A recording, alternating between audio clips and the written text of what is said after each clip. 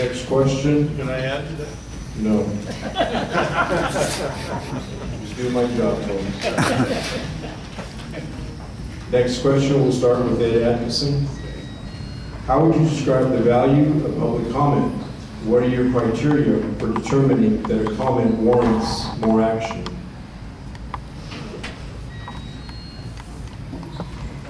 Well, I think I answered part of that question earlier, where I was the one that initiated moving the city council meetings to the evening.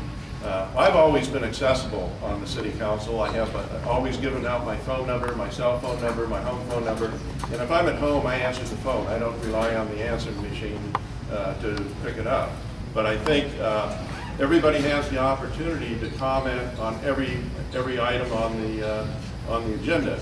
I know it was changed a few years back, and I'm open-minded to revisit the way that it's done to see how it's working now. But for certain, if there's an issue that really needs to be discussed at length, you can give a call. We can discuss it. If there's there's been several occasions where somebody will bring up an issue at a public hearing to where it strikes an interest and say, well, we need to talk about this a little bit more or continue it in that regard. So I'm always available, and I think that's the key to be an elected official, is to be accessible and to listen to the voters. The question was, when public comment should be addressed further? How would you describe the value of public comment? What are your criteria for determining that a comment warrants more action? Public comment, you are our boss. The public, puts us into office.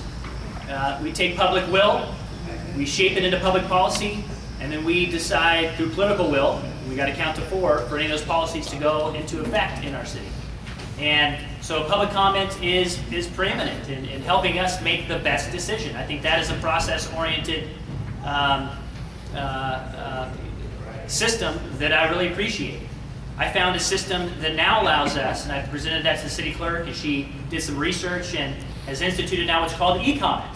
And so anybody out there, wherever you are, you could be in another country, or you could be in another, traveling in another state or city, and you can go online, and before noon on the day of the city council, you can click on the item and write a comment.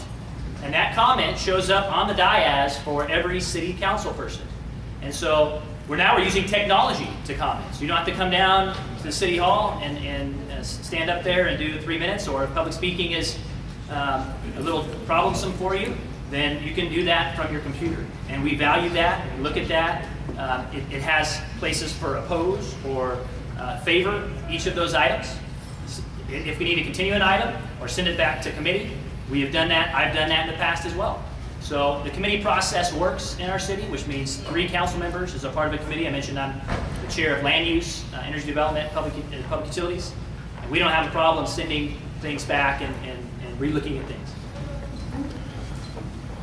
I'd just like to give one example where public opinion does make a matter, because it's happened to where a lot of times you go in with a predetermined idea of the way you want to vote on a particular project.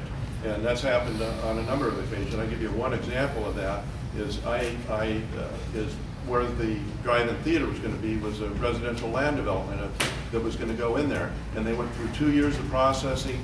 It got to the city council, and they did everything staff asked them to do. The recommendation was for approval. I was going to support that. The public came out. We listened to public testimony and convinced me to go to vote completely different than I was when I first came in to the meeting that evening.